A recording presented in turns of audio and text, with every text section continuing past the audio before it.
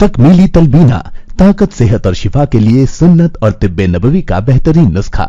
नाजरीन, क्या आप भी खुशहाल मालदारों की तरह कामयाब बिजनेस करके हजारों और लाखों रुपए कमाना चाहते हैं? अगर आपकी हाँ है तो आज ही से अपने इलाके में तकमीली तलबीना का आसान बिजनेस करना शुरू करें और चंद ही महीनों में कामयाब बिजनेसमैन बनने के तरीके बेहतरीन तजुर्बों के साथ सीखें। बिजनेसमैन बनने का ये मौका कहीं आपके भी हाथ से चला न जाए, इसलिए अभी हमसे राब्ता करें 9890963757। Takmeeli food products private limited, Malegaon, India. नाज़रीन गिरामी, अस्सलामु अलैकुम वरहमतुल्लाहि वबरकातुहू। आज की बात खास बात में आप लोगों का इस्तकबाल है। नाज़रीन गिरामी, मैं अंसार अजीज़ नदवी दिन भर से आई हुई कुछ अहम तरीन ख़बरों की तफसीलात लेकर हाजिर हूँ। तफसीलात में जाने से पहले आप लोगों से जो दरख्वास्त होती है उस पर तवज्जो करें। दोनों प्राइम टाइम शाये हो चुके हैं। जिन अहबाब ने नहीं देखा जाए देखें, दूसरों तक फैलाने की कोशिश करें, लिंक को शेयर करें। इदारे की मजबूती, नाज़रीन गिरामी आप लोग की मजबूती। आइए पहली खबर की जानिब बढ़ते हैं। हिंदुस्तान के लिए एक बड़ी खुशखबरी सामने आ रही है। मरकज़ी वज़ीर बराए पेट्रोलियम व कुदरती गैस हरदीप सिंह पुरी ने मुल्क में तेल का नया ज़ख़ीरा बरामद होने का ऐलान किया है। उन्होंने कृष्णा गोदावरी बेसन में काकीनाडा साहिल से 30 किलोमीटर दूर तेल निकाले जाने की तस्दीक की है और इलाका कर्नाटक में पड़ता है, और कहा है कि ये एक बड़ी कामयाबी है।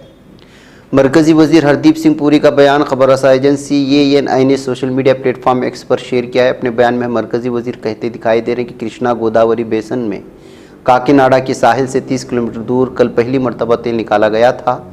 साल 2016-17 में इस पर काम शुरू हुआ था, हालांकि फिर कोविड की वजह से कुछ ताख़ीर हुई। हरदीप सिंह पुरी ने मज़ीद कहा कि वहाँ 26 कुएँ में से 4 कुएँ पहले से ही चालू हैं। तो नाज़रीन गिरामी, मुंबई हाई कोर्ट ने तलाक़ याफ्ता मुस्लिम ख़वातीन को लेकर अहम फैसला सुनाया। अदालत ने तलाक़ के बाद नानो नफ़क़े से मुताल्लिक़ केस दर्ज अपना फैसला सुनाते हुए कहा कि कोई भी तलाक़ याफ्ता मुस्लिम खातून अपने साबिक़ शौहर से बगैर किसी शर्त के नानो नफ़क़ा लेने के हक़दार है, ख़्वाह उसने दूसरी शादी ही क्यों ना कर ली हो। मुंबई हाई कोर्ट की जस्टिस राजेश पाटिल ने 2 जनवरी को इस मामले में सुनाए गए अपने फैसले में कहा कि मुस्लिम ख़वातीन तलाक़ पर हुकूक़ का तहफ़्फ़ुज़ एक 1986 MWPA की खुलासा ये है कि तलाक़ याफ्ता खातून अपने नानो नफ़क़े के लिए साबिक़ शौहर से गुजारा भत्ता लेने के हक़दार है। इसमें माना नहीं रखता कि उसने दूसरी शादी कर ली है। उधर बांग्लादेश में वज़ीर-ए-आज़म अवामी लीग की सरबराह शेख हसीना 5वीं मुद्दत के लिए फिर से मुंतखब हुई। इनकी पार्टी ने तशद्दुद और मरकज़ी अपोजिशन बांग्लादेश नेशनल पार्टी के बायकाट से मुतासिर इंतखाबात में 50% से ज़्यादा वोट हासिल कर लिए हैं। नाज़रीन गिरामी, हरियाणा की यमुनानगर से आई NLD के साबिक़ MLA दिलबाग सिंह के घर पर लगातार 5 दिनों से जारी ED का छापा अब ख़त्म हो गया। छापा पीर की दोपहर 1 बजे के करीब ख़त्म हुआ और ED की टीम ने साबिक़ MLA दिलबाग सिंह को गिरफ़्तार कर लिया है। ED की तरफ से मिले दस्तावेज़ में लिखा गया कि दिलबाग सिंह को 12-15 पर गिरफ़्तार किया। ED टीम ने दिलबाग सिंह और उनके ख़ानदान के अफराद के 4 iPhone भी जब्त कर लिए। इसके साथ दिलबाग सिंह के इंतहाई करीबी कलवेंद्र सिंह को भी गिरफ़्तार किया गया। ED दिलबाग सिंह के खिलाफ मनी लॉन्ड्रिंग के तहत मुकदमा दर्ज कर लिया है। नाज़रीन गिरामी, दोनों तेलुगु रियासतों तेलंगाना और आंध्र प्रदेश में सर्दी की शिद्दत में रोज़ बरोज़ इजाफा होता जा रहा है। रात में सर्दी की शिद्दत, सुबह में कहर की वजह से आवाम को मुश्किलात का सामना है। दोनों रियासतों के इलाकों में रिकॉर्ड सतह पर दर्ज हरारत में गिरावट हुई है। महकमे मौसमियात का मानना है कि आइंदा चंद दिनों तक इसी तरह की सूरत हाल बरकरार रहेगी। कई मकामात पर 10 बजे तक भी कहर में कमी नहीं आ रही। रियासती दारुल हैदराबाद में बेशतर मकामात पर दर्ज हरारत मामूल से कम दर्ज किया जा रहा है। राजेंद्र नगर में अकल तरीन दर्ज हरारत 13.7 डिग्री सेल्सियस दर्ज होगी। इधर 22 जनवरी को अयोध्या में राम मंदिर की इफ्तिताह को लेकर पूरे मुल्क में एक अलग तरह का माहौल देखा है। तमाम तैयारियां की जाए। इसी तनाज़ में आसाम हुकूमत ने एक बड़ा फैसला, यहाँ हुकूमत ने 22 जनवरी को ड्राई डे करार दिया है। इसका मतलब है कि इस दिन रियासत में शराब की दुकानें बंद रहेंगी और शराब के फ़रोख्त पर पाबंदी होगी। आसाम के एक वज़ीर ने इस बात की इत्तला दी है। उधर पुलिस स्टेशन सेक्टर 24 नोएडा में ट्रैक्टर ट्राली की चोरी के वाक़े के सिलसिले में पुलिस ने मकामी इंटेलिजेंस और खुफिया मालूमात की बुनियाद पर कार्रवाई करते हुए ट्रैक्टर ट्राली चोरी करने वाले अल्लू गेम के 5 अरकान को गिरफ्तार कर लिया। उनकी शनाख्त दिलशाद उर्फ दिलशान उर्फ बिहारी, अनीस उर्फ अनीसुद्दीन, शहजाद, वरुण और भूपेंद्र के तौर पर कर ली गई है। इधर सुप्रीम कोर्ट ने बल्किस बानो केस के 11 मुजरिमों की रिहाई से मुतालिक गुजरात हुकूमत के फैसले को कलादम कर। याद रहे कि 3 मार्च 2002 को गुजरात फसाद के दौरान हुजूम ने बल्किस बानो की इज्तिमाई इस्मतदरी की थी और ख़ानदान के मुतअद्दिद अफराद को कत्ल कर दिया था। जमीयत उलमा हिंद के सदर मौलाना महमूद असद मदनी ने सुप्रीम कोर्ट के ताज़ा फैसले का तहे दिल से खैर मकदम किया। उन्होंने कहा कि कानून की हुक्मरानी और इंसाफ की फतह और इस वाज़ेह पैगाम का हामिल है कि इंसाफ पर किसी भी सूरत में समझौता नहीं किया जाना चाहिए। वज़ीर-ए-आज़म नरेंद्र मोदी पर मालदीव के 3 वज़रा ने मुतनाज़ तबसरा किया था। इस मामले पर हिंदुस्तानी वज़ारत ख़ारिजा दिल्ली में मालदीव के हाई कमिश्नर को तलब कर लिया है। मालदीव के हाई कमिश्नर इब्राहिम शुहैब पीर की सुबह साउथ ब्लॉक वाक़ वजारत खारिजा के दफ्तर पहुंचे। मौसूला इत्तलात के मुताबिक हिंदुस्तान ने मुतनाज़ा तबसरा मामले में अपनी नाराज़गी जाहिर की। वज़ीर-ए-आज़म नरेंद्र मोदी पर काबिल एतराज़ तबसरा करने वाले तीनों उज़रा को मालदीव हुकूमत से बर्खास्त कर दिया गया है। जापान के अशिकावा सूबे में पीर को आने वाले ज़लज़ले में मरने वालों की तादाद 161 तक पहुंच चुकी है, जबकि 103 लोग अब भी लापता हैं। मकामी अफसरान ने बताया कि अशिकावा में 7.6 शिद्दत के ज़लज़ले के बाद सूबे और आसपास के इलाकों में 565 अफराद ज़ख्मी हुए। पीर को मकामी वक्त के मुताबिक सुबह 9 बजे तक 103 रिहायशी अभी तक लापता थे। ज़लज़ले से मुतासर इलाकों में इमदादी कार्रवाइयाँ जारी हैं। इसराइल के फौजी सरबराह हर्तल लुई ने इतवार को कहा कि गजा में 3 माह से जारी तनाज़ा मुमकिन तौर पर 2024 तक जारी रहेगा और दूसरे महाजों तक फैल जाएगा। इसराइल डिफेंस फोर्सेस के चीफ ऑफ स्टाफ के 1967 से इसराइल के ज़ेर कब्जा फ़िलिस्तीनी इलाके मगरबी किनारे के दौरे के दौरान ये तबसरा किया है।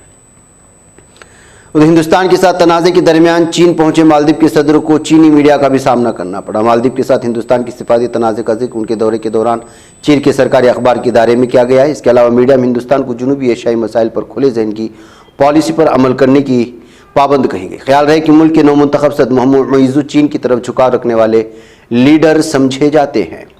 इधर नाइजीरिया की सूबे आनाम्बरा में एक मुसाफिर कश्ती डूबने के नतीजे में इब्तिदाई मालूमात के मुताबिक 5 अफराद हलाक हुए हैं। कौमी ज़राए अबलाग के मुताबिक सूबे कोगी से सूबे आनाम्बरा की तरफ आज़िम सफ़र मुसाफिर कश्ती दरियाए नाइजर में डूब गई थी। तो नाज़िर जापान के मगरबी सूबे अशिका खित्ते में जज़ीरा नुमा नोतो के साहिल पर आने वाले ज़लज़लों में जान की बाजी हारने वालों की तादाद में लगातार इजाफा होता जा रहा है। मगरबी अफ्रीका के मुल्क नाइजीरिया के सूबे कदूना में मुसल्लह हमलों के नतीजे में 17 अफराद हलाक हुए। मुसल्लह जत्थे के अराकीन ने सूबे कदूना के इलाके काओरो की 3 देहात पर हमला किया था। नाज़िर में बांग्लादेश के शहर काकस बाजार के मुहाजिर कैंप में आग लगने के नतीजे में 7,000 रोहिंग्या मुसलमान बेघर हो चुके हैं। इत्तलात के मुताबिक काकस बाजार के 5 नंबर मुहाजिर कैंप में कल रात के वक्त आग लग गई थी। आग निहायत तेजी से फैली, मुख्तसर वक्त में 800 घरों को खाक में बदल डाला। फायर ब्रिगेड टीमों की 3 घंटों की मेहनत से आग पर काबू पाया, जैसा आग की वजह से 7,000 रोहिंग्या मुहाजिरीन बेघर हो चुके हैं। इधर ईरानी नवाज ग्रोह ने शाम में अमरीकी अड्डे पर रॉकेट हमला करने का दावा किया है। मकामी ज़राए का मानना है कि दरियाए फुरात के मगरबी किनारे देर अज़ोर से मुत्तसिल मयादीन नामी कस्बे में ईरानी नवाज ग्रोह ने आज सुबह दरियाए फुरात के मशरक़ी किनारे पर मौजूद अमरीकी फ़ौज के अड्डे उमर पेट्रोल फील्ड पर रॉकेट हमला किया। अलबत्ता इसमें किसी किस्म का जानी नुकसान न होने की बात कही जा रही है। इधर गजा की पट्टी पर चौथे माह में दाखिल होने वाले हमलों की लागत बढ़कर 59.35 बिलियन डॉलर होने के बावजूद इसराइली फौज अभी तक अपने मुकर्रर करदा हदाफ तक हासिल नहीं कर सकी। यदीवत अखबार ने सबसे महंगी जंग इसराइल हदाफ अभी तक हासिल नहीं हुए 3 माह में सूरत हाल का फ्रेमवर्क के ज़ेर उन्वान में मौजू पर एक खबर शाये की है। खबरों में बताया गया कि इसराइल फौज अक्टूबर में गजा की पट्टी में शुरू की गई ज़मीनी कार्रवाई में हमास के आला अहदेदारों और फौजी सलाहियतों को ख़त्म करने और इसराइली कैदियों को बचाने जैसे अपने मकासद हासिल करने में नाकाम रही। खबर में कहा कि गजा की पट्टी में इसराइली फौज के हमलों की लागत 59.35 बिलियन डॉलर तक पहुंच गई और इस लागत में फौज का बजट, शोबों को फराहम की जाने वाली इमदाद दोनों शामिल है। खबर में इस बात पर जोर दिया गया कि इसराइल के हमलों से मुल्क की माईशत, तालीम के साथ साथ पनाहगुज़ीन और इसराइलियों की ज़ाती सलामती पर मनफी असरात मुरतब हुए। खबर में कहा गया है कि इसराइल की जानिब इस साल के पहले 3 महीनों में इन कंपनियों को तकरीबन 2.74 बिलियन डॉलर अदा करने की तौक़ी, जिनकी कारोबारी सरगर्मियाँ मुतासिर हुई हैं, और लबनान की सरहद पर वाक़ यहूदी बस्तियों में अमला को पहुँचने वाले नुकसान का तखमीना तकरीबन 1.91 बिलियन डॉलर। गजा की पट्टी के इर्द गिर्द गैर कानूनी यहूदी बस्तियों का नुकसान तकरीबन 5.47 बिलियन डॉलर है। खबर में इस बात की भी निशानदेही की गई कि इसराइल ने गजा की पट्टी की सरहद शिमाल से नकल मकानी कराई गई 1,25,000 गैर कानूनी आबादकारों के अखराजात पूरे किए, जिस पर अरबों डॉलर की लागत आई है। खबरों में निशानदेही की गई कि जैसे जैसे हमले जारी हैं, इसराइल के लिए आलमी हिमायत रोज़ बरोज़ कम होती जा रही है। उधर फिलिस्तीनी सदर महमूद अब्बास इसराइल की जारी हमलों मुमकिन जंगबंदी पर बातचीत के लिए काहिरा रवाना हो चुके हैं। फिलिस्तीन की सरकारी खबर रसाई एजेंसी वफा के मुताबिक सदर अब्बास ये दौरा मिस्री हममंसब अब्दुल फत्ताह सीसी की दावत पर कर रहे हैं।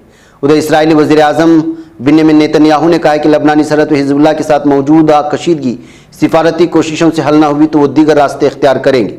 काबिना इजलास का इनेकाद इसराइली वज़ीर आज़म ने किया, जिसमें जंगी काबिना के अरकान बेनी गाटेस और दीगर 2 अज़रा की आमद में शिरकत बाइसे तवज्जो रही है। नाज़रीन गिरामी, आज की बात खास बात में इतना। इंशाल्लाह फिर आप लोगों से मुलाकात होगी। मुझे इजाज़त दें। अस्सलामु अलैकुम रहमतुल्लाहि व बरकातहू। आइए अपने ख्वाबों के घरौंदों को बाबरकत बनाते हैं, उनके दीवारों को कुरान की आयात से सजाते हैं।